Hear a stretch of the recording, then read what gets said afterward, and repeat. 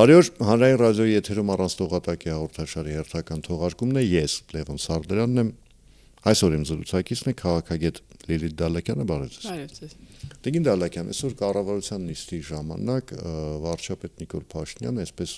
չասեմ կոշտ, բայց բավական երկիմաստ հայտարարություն արեց, ասեց, որ եթե, ընդ որում համեմատության մեջ պիտի տնենք նաև ՀԱՊԿ-ի հետ կապված վարչապետի հայտարարությունները, ասեց, որ եթե ԵԱՏՄ-ի ներսում փակ է աշխատուժի շրջանառությունը, փակ են ապրանքների շրջանառությունը, հասկանալի է, որ նկատի ունեն այն միջոցները տեխնիկական, որ հիմա Ռուսաստանի Դաշնությունը կիրառում է Հայաստանի Հանրապետության նկատմամբ, այդ դեպքում հարցականի տակ է ԵԱՏՄ-ի գոյությունը ընդհանրապես։ Կա այդպիսի կառույց, թե չկա այդպիսի կառույց։ Հիմա զուտ քաղաքագիտական տեսանկյունից սա ինչ էր, հարց, թե ըստ էության պատասխան։ Դե նույն արտահայտությունը Նիկոլ Փաշինյանը արել է ՀԱՊԿ-ի հետ նաև կապված, որ ՀԱՊԿ չեկավ, չաջակցեց, մենք ՀԱՊԿ անդամ ենք եւ փաստորեն դա բուտաֆորիկ կառույց է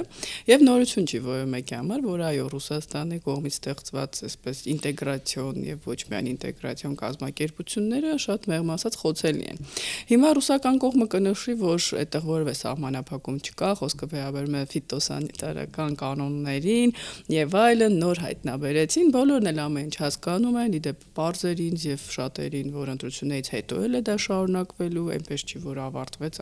սանկցիաները կհանվեն։ Ռուսաստանը նպատակ ունի պատժել, այսպես ասած, հայ ժողովրդին, գիտեք, առաջինը ես այստեղ ոչ թե իշխանության մասին եմ մտածում, այլ սա ժողովրդին է վնաս պատճառում եւ գուցե նպատակ ունեն դրանով բողոքի ինչ որ ալիք բարձրացնել իշխանությունների հանդեպ, որովհետեւ դեպի Եվրոպա շուկաներից խոսում են, բայց ես տեսա օրինակ Factor TV հաղորդումը, որ դա այդքան հեշտ չի, օրինակ մանր առևտրով զբաղվող մարդկանց համար։ Ես ասեմ ավելին, ոչ թե հեշտ չի, շատ դժվար է, որովհետև տեխնիկական որոշակի պրոցեդուրաները պետք է անցնել, այսինքն թերթով փաթաթած ծիրան չես կարող ուղարկել Բելգիա։ Այո, եւ կարծում եմ ժամանակը պետք է օգտագործել այս ընթացքում իշխանությունների կողմից այդ process-ը արագացնելու, ոչ թե սпасել Ռուսաստանը առաջին քայլը անի, դա դնենք մի կողմ, բայց այն որ Ռուսաստանը կիրառելու է բոլոր միջոցները եւ Վրաստանի հետ կապված է դա արել, Մոլդովայի, հիմա նշում են, որ Եվրամիությունը մեզ կաջակցի, տեսնենք այդ պիտի տեղ ունենա, ինչ վերաբերում է ձեր հարցին, այո, ստացվում է, որ Ռուսաստանի կողմից ստեղծված ինտեգրացիոն միավորումները կամ կազմակերպությունները դրանք ոչ թե տնտեսական կառույցներ են, այլ քաղաքական։ Որովհետև հենց նույն Նիկոլ Փաշինյանը նշում էր, որ տնտեսությունը պետք չի խառնել ԵԱՏՄ նիստի ժամանակ քաղաքականությանը, բայց Ռուսաստանը հենց այդպես էլ մտածում է, որ ես ունեմ լծակներ եւ կպատժեմ։ Իդեպ ԵԱՏՄ մեր անդամությունը ինքը արհեստածին է, եթե հիշում ենք, նույնիսկ Սերժ Սարգսյանը ինքը փորձում էր դեպի Եվրոպա 2013 թվականի ուրեմն համապարփակ կողմնակցության պայմանագիրը մենք Յանուկովիչի նման ստացվեց, իրան ճնշեցին։ Այո, քանի որ ուներ լեգիտիմության խնդիր, այստեղ հայտնի բարերարը դուրս եկավ փողոց, առաջին նախագահի հետ միասին հիշում ենք ԵԱՏՄ-ին, բղավում, սա խորքային պատճառներ ունի, իդեպ հիմա Սերժ Սարգսյանը ճիշտ կլինի պատմի, թե ինչու ինքը մեկ օրում այդ որոշումը կայացրեց, հիմա դա շատ կարևոր է, ստացվում է, որ ԵԱՏՄ մեր անդամակցությունը եղել է ստիպողաբար, եւ դա մեր շահերին չի համապատասխանում, մենք ընդհանուր սահմաններ չունենք, իդեպ դրա մասին շատ է խոսվել, բայց ինքը Ռուսաստանը երբևիցե ոչ մեզ կհանի ՀԱՊԿ-ից, նույնիսկ եթե մեխանիզմներ կան, ոչ էլ ԵԱՏՄ-ից, որտեղ չկան, ճնշումները կշարունակվեն։ Ես ուզում եմ, գիտեք, զուտ քաղաքագիտական տեսանկյունից ես փորձում եմ անընդհատ հասկանալ, ես ինքս քաղաքագետ չեմ, դուք բնականաբար շատ ավելի մեծ գիտելիքների պաշար ունեք այդ դաշտում։ Ես ուզում եմ հասկանալ Ռուսաստանի նպատակը որն է, որովհետև այն ինչ որ անում է Ռուսաստանի Դաշնությունը հիմա նկատի ունեմ։ Եվ ինչ որ իմիջիայլոց անում էր ընտրություններից առաջ, դա միայն ու բացառապես աշխատում էր Ռուսաստանի շահերի դեմ Հայաստանում։ Գիտեք, Ռուսաստանի քաղաքականությունը վերլուծելու համար քաղաքագետ պետք չի լինել, մեր ժողովուրդը շատ պարզ ամեն ինչ հասկանում է, սա կրկնեմ ընդհանրապես ճնշման միջոց է, բայց հիմա մենք եթե նայում ենք Ուկրաինայում Ռուսաստանի քայլերը, դա էլ է Ռուսաստանի դեմ, երկարաժամկետ առումով Ռուսաստանը պարտվել է, պատերազմը պարտվել է, նույնիսկ եթե իրենք օկուպացնեն ողջ Ուկրաինան մի հատ էլ տակտիկական ինչ որ միջուկային զենք իրարը, պարտվել են իրենք, չի կարող օկուպացիան 21-րդ դարում, երբ կան ԱԹՍ-ներ, երբ երբ կա պարտիզանական պայքար, ամբողջ Եվրոպայի ամենամեծ երկրում դա աշխատի Ուկրաինայում։ Հիմա նույնը Հայաստանում, Ռուսաստանը իր քայլերով, փայլուն դիվանագետներով հանձինս Լավրովի եւ Մարիա Զախարովայի ռոպագանդիստներով հայ հասարակությանը, այո, ուղղակի կոպիրկինը փորձում է ավելի քիչ խոսել կոպիտ, իսկ այս ԱԳՆ-ն, այսպես եթե դա կարելի ԱԳՆ անվանել 21-րդ դարում, անդադ վիրավորում են հայ ժողովրդին, նույն այսպես կոչված Մարգարիտա Սիմոնյանները, դա անուն չի, հավաքական կերպար է, իրենք հայ ժողովրդին են վիրավորում, հայ չեմ, կիսով չափ եմ հայ, Հայաստանը, այո, պարտական։ Հետո բարձվեց, չէ, իմիջիայլ Տիկին Սիմոնյանի երկրպագուների համար, տեսեք, ինքը ասում էր 18 այս վերջերս գենետիկ հետազոտությունն եմ անցել։ Բարձվել է, որ բարեբախտաբար իմ արյան մեջ ընդամենը 18%-ն է հայկական։ Սրանց 3 օր առաջ ելույթ է ունենում, ասում եմ, ես որպես զտարյուն հայ, չգիտեմ 18%-անոց զտարյուն հայ որտեղ էին տեսել։ Դե դա նաև բարեբախտաբար է մեր ժողովրդի համար, որովհետև այնքան ատելի է այս կինը ամբողջ աշխարհում, որ հայ ազգանունը այսպես մեզ խանգարում է, միայն ազգանունն է, ինչպես ինքը ասում, եւ ինչու չի փոխում, ասեմ, դա հատուկ տակտիկա է դեպ ռուսական իշխանությունների կողմից, բոլոր յան ազգանուններով հայ ռոպագանդիստները միշտ խոսում են Հայաստանի դեմ։ Դե միակ տարբերակը ազգանուն փոխելու պետք է դարձներ Քյոսայան էլի։ Այո,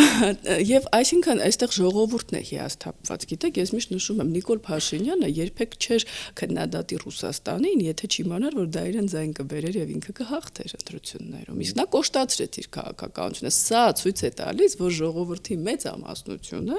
գոնե կեսից ավելին, իդեպ չմասնակցողների մեջ էլ այդ տոկոսը շատ մեծ, ռուսական քաղաքականությունը չի ընդունում։ Մյուս հատվածը, ես օրինակ երբ շփումներ եմ ունենում բոլորի հետ խոսում եմ, ասում են, հա, շատ վատն է Ռուսաստանը, բայց մեզ կոչնչացնի, մեզ Ռուսաստանից կվտարեն, մենք կաղքատանանք, բա որ Թուրքիան հարձակվի, այսինքն սա ոչ թե դաշնակցային մոտեցում է Ռուսաստանի հանդեպ, այլ վախ։ Եվ Ռուսաստանը փաստացի ընդունել է, որ լավ, ինձ չեն սիրում, ես այդքան ատելի եմ, բայց ես ձեզ կոչնչացնեմ, ինչ ենք մենք ամեն օր լսում, բոլոր երկրներին սպառնում են, հիմա էլ Հայաստանին են սպառնում։ Այո, եւ սա ցույց է տալիս, որ ԱՊՀ տարածքը Ռուսաստանը կամաց կորցնում է։ Այլ հարց է, որ այդ ճանապարհին իրենք պարզ է հանգիստ չեն հեռանա եւ մեծ վնասներ եւ ավերածություններ կթողեն իրենց հետ։ Մասնավորապես ինչ կարող է անել Ռուսաստանի Դաշնությունը, տեսեք, ինչի համար եմ ասում, թե սոցիալական ցանցերում վերջին շրջանում հատկապես ընտրություններից հետո անընդհատ այդ զրույցները, ենթադրությունները ինչ կարող է անել Ռուսաստանը։ Տնտեսապես հասկանում ենք, հա, կփակի առևտուրը, կփորձի, լավ չեմ ասում հենց հիմա, բայց ասենք երբ գա փետրվարը, խորհրդային ֆիլմ կար, չէ՞, երբ գա սեպտեմբեր, երբ գա փետրվարը,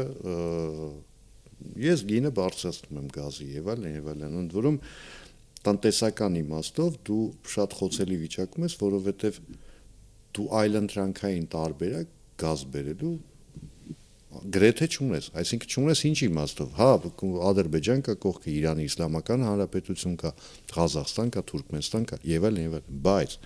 քո ամբողջ ներքին ցանցը պատկանում է Ռուսաստանի Դաշնությանը։ Ահա, երկաթուղին կոնցեսիոն, լավ կոնցեսիոն կառավարումը ամենահեշտ լուծվողն է։ Վերջ դադարեցնում են պայմանագիրը, անցավ գնաց։ Բայց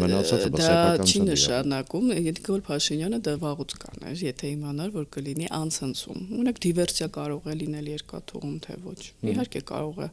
Այդ դրա համար զորք պետք չի բերել Հայաստան։ Իհարկե։ Հետո որ մենք նշում ենք Իրան, Ադրբեջան, նախ Իրանում հիմա տեսնում ենք ինչ իրավիճակ է, ես այդտեղ խաղաղություն չեմ կանխատեսում, անդադ մենք տեսնելու ենք փոփոխական իրավիճակ։ ԱՄՆ-ն եթե հարվածի Իրանի էներգետիկ ենթակառուցվածքներին այնտեղ տեղի ունենա, ասենք հեղուկ գազի հետ կապված խնդիրներ առաջանան, Իրանը չի կարող արտահանել, այսինքն այստեղ էլ մենք ցավալիորեն վատ իրավիճակում ենք։ Ես Ադրբեջանի խաղաղասիրությանը չեմ վստահում, դրա մասին շատ եմ խոսել, կարծեմ արտգործնախարարի տեղակալը նշեց, որ մինչև 2030 թվականն է հիմա էլ սպասվում սահմանների բացում։ Դուք որ նշում եք ինչ լծակներ ունեն, աշխատանքային միգրանտներին Ռուսաստանից հեռացնելը, դա կարող է լուրջ խնդիրներ առաջացնել Հայաստանում։ Սա մեկ Վրաստան դրա փորձ ունի, կարող է փորձի փոխանակում անել։ ոնց է լինում։ Գիտեք, Վրաստանը ունի, այստեղ է որ Եվրամիության աջակցությունն է շատ կարևոր, բացի այդ մեզ մոտ նոր աշխատատեղեր այդպես շատ արագ հեշտ չի ուրեմն ստեղծել է, հետո մի բան թերման կայաններ պիտի սարքեն։ Հետո տեսեք մի բան Վրաստանում այդ process-ները կանգնեցին եւ Ռուսաստանը հետ քայլ կատարեց։ Իրենք մինչև վերջ չգնացին, հիմա կարող է մինչև վերջ են գնում։ Օրինակ, չեն ուզում կորցնել Հարավային Կովկասը, որովհետև Հայաստանի կորուստը դա Հարավային Կովկասի, Թուրքիայի լծակի եւ չխոսենք կորուստը, եւ ընդհանրապես ազդակ կլինի այլ ԱՊՀ հետ սովետական երկրների համար, որ կարելի է թե Հայաստանը հաջողել է, Ղազախստանն էլ կհաջողի եւ այլն։ Հաջորդը, ես Արցախի հարցը միշտ իմ մտքում կա, թե դրոշը վերականգնենք եւ այլն, այստեղ ապրում են արցախցիներ։ Քաղաքականությունը իրենց հանդեպ սխալ է տարվել։ Ես այդպես եմ կարծում, օգնություն եղել է միանշանակ, բայց ռետորական մակարդակով պետք չի իրենց հակադարձնել։ Սա երկու։ Հաջորդը հույսեր կտան, կասեն, այնտեղ չգիտեմ ինչ որ մի падգամավոր կասի, որ Արցախում էթնիկ զտում է եղել։ Նորից այդ վեճը կգցեն։ Ադրբեջանն էլ չի շտապում։ Ադրբեջանն է մեր խոցելի տեղը։ Հարավային Կովկասի 3 երկրները կամ միասին պիտի դուրս գան Ռուսաստանի ազատության տակից, կամ որևէ մեկը դուրս չի գա, որովհետև միշտ Ռուսաստանը Վրաստանում կխաղարկի Աբխազիա, Օսետիան, հույսեր կտա, որ կվերադարձնենք, հիշում եք Իվանիշվիլին։ Ադրբեջանում կխոսեն, որ ահա Ռուսաստանը արցախցիներին կհովանավորի, գոնե 5000 հոգի էլ բերի նոյեմբերի 9-ը չի չեղարկվել, իրենք կգան կասեն մենք պիտի երաշխավոր լինենք։ Ես վստահ եմ մենք շատ շուտով այդ ամենի մասին կլսենք։ Մանավանդ բանաձևեր կան նաև Արևմուտքում, Ռուսաստանը Ադրբեջանին կասի, Արևմուտքն էլ է, չէ, այդպես ասում։ Այսինքն Ալիևի քաղաքականությունը ինքը վտանգավոր է եւ Հայաստանի համար եւ նաեւ Ադրբեջանի, դա ռումբ է։ Հիմա տեսեք, երբ դուք ասում եք կամ հարավկովկասյան 3 պետությունները պիտի կամ միասին դուրս գան այդ ազդեցությունից կամ դուրս գալ հնարավոր չի, միշտ այդ հնարավորություն կա, որ ասենք իրանցից մեկը կվերածվի կաղ ոչխարի, հա, ասենք ինչեւ կոնկրետ ժամանակահատված այդ կաղ ոչխարը մենք էինք։ Ամենայն հարգանքով սիրով եմ ասում, բայց քաղաքական իմաստով եմ ասում։ Հիմա այդ կաղ ոչխարի դերում արդեն Վրաստանն է, որտեղ Իվանիշվիլի իշխանությունը այսպես ասոցացվում է Ռուսաստանի հետ, հա, այնտեղ ամբողջական անցում չի եղել, պրոռուսական չի, Աբխազիայի խնդիրը շարունակում է մնալ, Հարավային Օսիայի խնդիրը շարունակում է մնալ, հակառակ դեպքում շատ ու շատ հարցեր կլուծվեին, մասնավորապես օրինակ աբխազական երկաթգծի վերաբացումը։ Բայց այսպես ամբողջապես դուրս գալ, ես չգիտեմ երբ հնարավոր կլինի։ Հենց դա ամենավտանգավորը դա է, դեպ վերին Լարսը Վրաստանը, ես վստահ եմ Ռուսաստանի հետ համատեղ են այդ ճնշումները կիրառելու Հայաստանի հանդեպ, մենք այնտեղով գազատարել է անցնում, այսինքն սահմանազատման ժամանակ կարող է լինել խնդիրներ։ Ամենայն սիրով եւ հարգանքով մեր ռազմավարական գործընկեր Վրաստանի Հանրապետության նկատմամբ, եթե կհիշեք այդ կոնյակային պատմությունները մինչ ռուսական արտահայտում ստանալը սկսել էին Վրաստանում։ Հետո խանդը, որ մեզ Եվրոպան չի կարող փոխարինել Հայաստանով թրիփը մեկ է այստեղով պիտի անցնի, սա Եվրոպայի սխալն է մեծամասամբ, Հայաստանը այդպիսի դերակատար չի միջազգային ասպարեզում, իրենք թույլ թողեցին Վրաստանը, իրենց թվում էր ամեն ինչ այդպես հալածյուղի պես կգնա եւ Ռուսաստանը արագ գործեց, տեսեք Եվրոպայի եւ Ռուսաստանի, Արևմուտքի եւ Ռուսաստանի տարբերությունը որն է, Ռուսաստանը արագ է գործում, արագ զորք է մտցնում, հիմա Լատվիայում էլ չէ մտածում են, բա որ հանկարծ ինչ որ մի քանի հազար ռուս մտնի, բա որ Տրամպը այդպես ասի եկեք բանակցենք, հասկանում եք, ռեակցիայի վրա են մտածում։ Նույնը Պուտինը ինչ է ասում, հենց հիմա որոշի Հայաստան։ Նրանք շատ լավ գիտեն, որ Հայաստանը կարող է մի 20 տարի էլ չի դիմում Եվրամիության անդամակցության։ Այստեղ մի բայց կա, եթե թույլ տաք լրացնելու իմաստով։ Տեսեք, Եվրոպան վերջին անգամ գոնե այն ինչ որ մեզ էր վերաբերում, բավական արագ արձագանքեց, անսպասելի արագ արձագանքեց։ Երբ Ռուսաստանը որոշեց, որ մեր մոտ ֆիտոսանիտարական խնդիրներ կան, մասնավորապես ջերմուկում ոչիլներ են գտել, հա, Եվրամիությունը հայտարարեց 50 միլիոնանոց փաթեթի կազմավորման մասին, բայց մինչև այդ միանգամից 34 միլիոն եվրոյի փոխանցում արեց, ասեց են 50 միլիոնը կա էլի է լինելու ու անկեղծ ասած իզնից սկսած որևէ մեկը նման արագ արձագանքի չէր սպասում, այլ Ուրսուլա ֆոն դեր Լայենը ասում է էլի գալիս եմ Հայաստան, այսքանի օր կգամ, էլի առաջարկներ կբերեմ եւ այլն։ Չնայած իմ խորին համոզմամբ ամենալուրջ առաջարկը կլինի Հայաստան-Թուրքիա սահմանի վերաբացման մասին հայտարարություն։ Դա Եվրամիության ուժերից վեր է, դա պիտի կատարի ԱՄՆ-ն։ նախագահ Տրամպը։ Տեսեք, ես դրա համար սկզբում նշեցի, որ հուսանք Եվրոպան այդ սխալը չի կատարի, բայց օրինակ հայկական իշխանությունները, ես նաև որպես ինչ որ այդ process-ի տեղյակ անձնավորություն գիտենք, որ Եվրոպայում նաև խոսում են Վրաստանի դեպի Եվրոպա գնալու եւ շարունակելու Վրաստան-Եվրոպա գործընկերության անհրաժեշտության մասին, քաջ գիտակցելով, որ ինչ օգնություններ լինի, երկու հարևան, ես Ադրբեջանի պրոարևմտյան չեմ համարում, եւ ցավոք Պուտինը կարող է խաղալ Ալիևի առավելապաշտական նկարտումների վրա, օրինակ ինչ նվատ նվեր է Զանգեզուրի միջանցքման, ավանդ Ալիևը բարբերաբար փորձում է դա նորից հիշել, փախստականներ 300,000 ադրբեջան անընդհատ խաղում է։ Ալիևին եւ Պուտինին արդեն էս վերջերս դες բարբերաբար հիշեցնում է, որ ժողովուրդ մոռացեք այդ մասին։ Ով է հիշեցնում։ Ասենք նույն Միացյալ Նահանգները, Եվրամիությունը։ Տեսեք, Միացյալ Նահանգներում կան լուրջ խնդիրներ։ Մենք իհարկե այսօր չենք Թուրքիան մեկ-մեկ հիշացնում։ հասցնի խոսել այդ ամենի մասին, բայց Տրամպի գործողությունները Իրանում հիմա խոցելի իրավիճակում են դրել նահանգներին։ Էլ չասած ընտրություններում չգիտենք ինչ արդյունք կլինի եւ Տրամպը 2 տարի ինչով զբաղված կլինի։ Արդյոք իր դեմ ինչ որ հայցեր չեն լինի, կոնգրեսում լսումներ։ Եվրոպայում տեսնում ենք Մեծ Բրիտանիայում կարող է ճգնաժամ սկսվել, որովհետեւ հիմա նոր վարչապետը արդյոք կշարունակի, ասում են կշարունակի։ Տեսնենք Ֆրանսիայում, Գերմանիայում ընտրություններ են լինելու, այսինքն Ռուսաստանը երկարաժամկետ առումով հիմա էլ օրինակ Հունգարիան էլի խոչընդոտում է Ուկրաինայի արագ անդամակցությանը, չնայած ընտրվել է նոր վարչապետ։ Այսինքն խնդիրներ կան, Ռուսաստանը միշտ այդ խնդիրների վրա է աշխատում, ստեղծել խոչընդոտներ։ Չէ, եկեք օբյեկտիվորեն ընդունենք, որ Ուկրաինայի հիմա Եվրամիության անդամակցությունը խնդիրը ամբողջ Եվրամիության համար։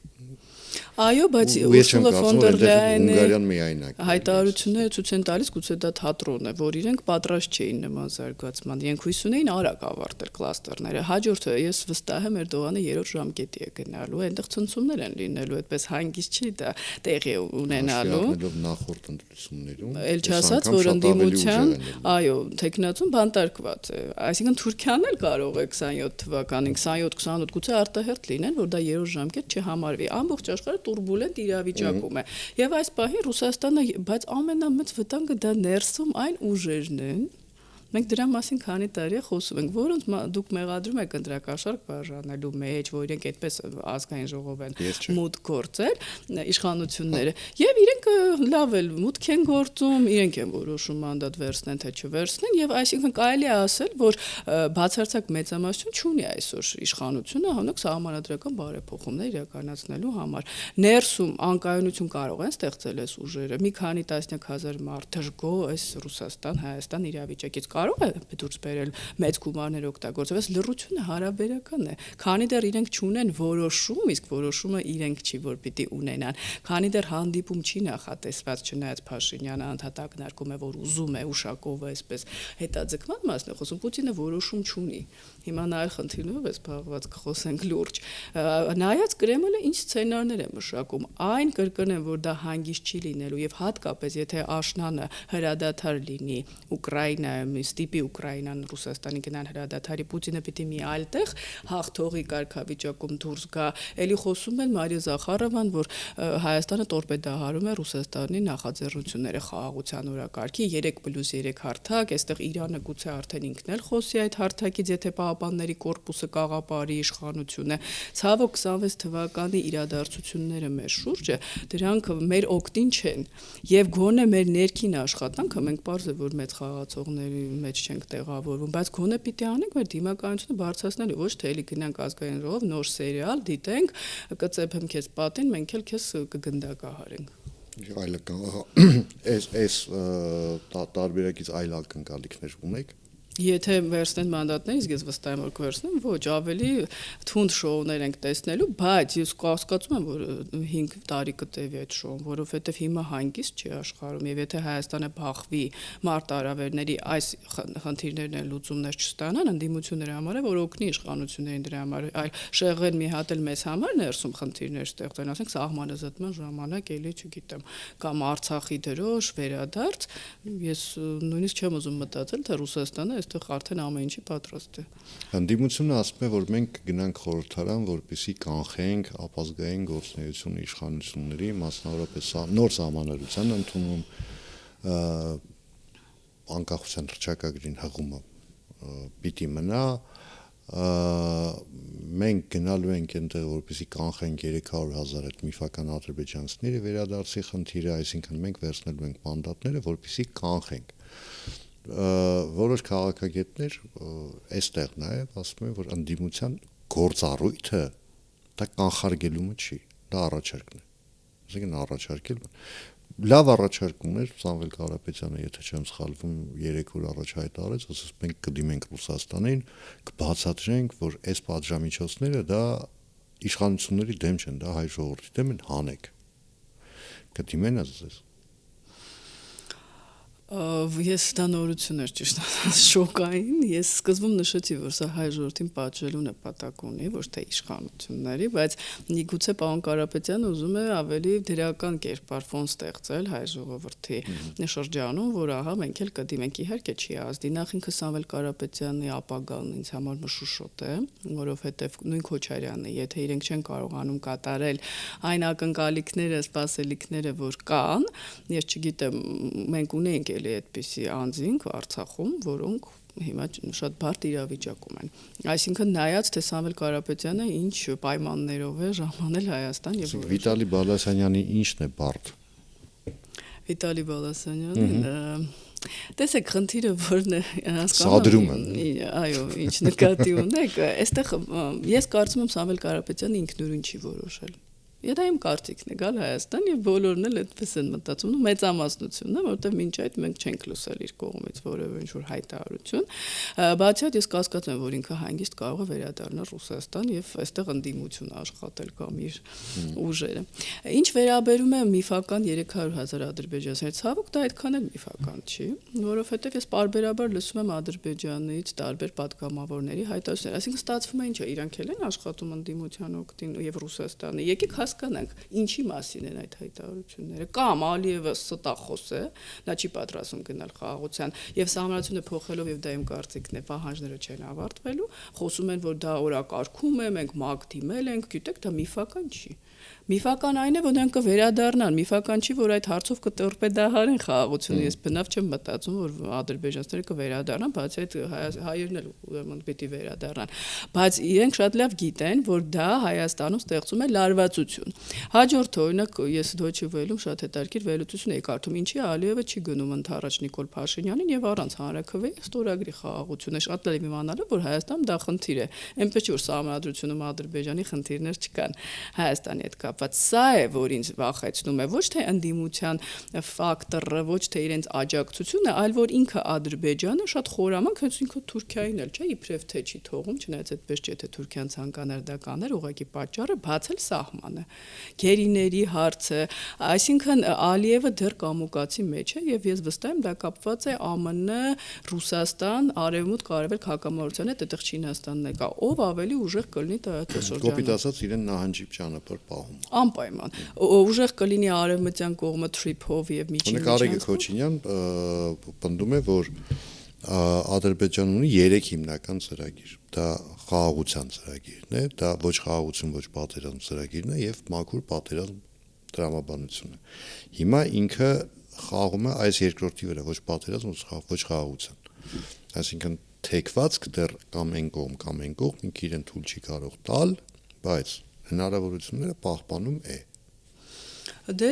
ես օրինակ լսել էի, որ պատրաստ են վերջ խաղաղության այդ ուժերի կողմից, որ դուք նշում եք, փաստորեն դա այդպես չի, հիշում եք այցերի ժամանակ նշվում էր, որ վերջ, մենք արդեն գնում ենք խաղաղության։ Չէ, իրենք ասում են, որ հիմա հողի վրա խաղաղություն է, բայց այս խաղաղությունը Հիմա, այո, լավ է, որ այդպես են ասում, որովհետև տեսեք։ Խաղաղությունը այսպես բան չի, հա, որ վերջ աստվածաշնչյան ճշմարտություն չի։ Ռիսկեր կա։ Հիմա խնդիրը որն է, ախր հայ ժողովրդին էլ պիտի դա բացատրել։ Դա չի նշանակում, որ մենք ժողովրդին լարում ենք կամ պահում ենք նյարդային վիճակում, բայց եթե մենք դիմադրողականությունը կոտրում ենք, ասում ենք վերջ, այլևս անհնար է պատերազմ չի լինելու, այդ հասարակությունը Աստված մի արած է, պատրաստ չէ պատերազմի։ Նույնը Ուկրաինայում էին անում, չէ, Ռուսաստանը չի հարձակվի, հաստատ չի հարձակվի եւ ինչ տեղի ունեցավ։ Այսինքն մենք պիտի ասենք շատ հեռու չգնանք Արցախում չեն հարձակվի, պատերազմ չի լինելու, որովհետև մենք ունենք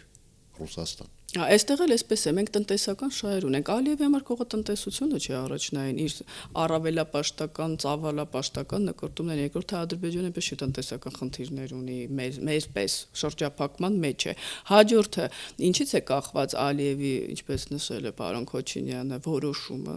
միջազգային իրավիճակից։ Չինաստանը կհաղթի Ռուսաստանի հետ այստեղ մեկ գոտի մեկ ճանապարհով, թե ԱՄՆ-ն եւ Եվրոպան միջին միջանցքով։ Սրանից բացի այդ Ադրբեջանը չի ուզում սխալ հանկարծ անել Իրանում, տեսնում է ինչ տեղի ունեցավ։ Հիշում եք սկզբում ասում էին այստեղ ինդիմություն, այս Ադրբեջանը Թուրքիան հարձակվելու են Իրանի վրա, հիմա տեսնում եք Թուրքիան ավելի շատ է Իրանին աջակցում, քան նույնիսկ Իրանի դաշնակիցները։ Իրանք շատ զգուշ են, որովհետեւ որևէ մեկը չի կարող ասել, թե վաղը ինչ կփոխվի աշխարհում։ Հիմա այս իրավիճակում ըզես Հայաստանը ինչ քայլեր պիտի առաջնային ձեռնարկի, եթե ասենք պայմանական ասած, եթե դուք որոշեիք առաջին 3 քայլը։ Նախ պիտի շարունակել եւ Արեգ Քոչինյանն է կարծես զբաղվում այդ ուղղությամբ Ադրբեջանի հետ դիվանագիտական շփումները պահպանել, լավ է, իլյուզիաներ չունենալ։ Հասարակական, դիվանագիտական, նաև պաշտոնյաների մակարդակներով անվտանգության խորհրդի քարտուղար, նաև ժողովրդին անընդհատ չասել վերջ խաղաղությունը, մեկ էլ մի օր վերջ պատերազմ է, եթե մենք չընտրվենք,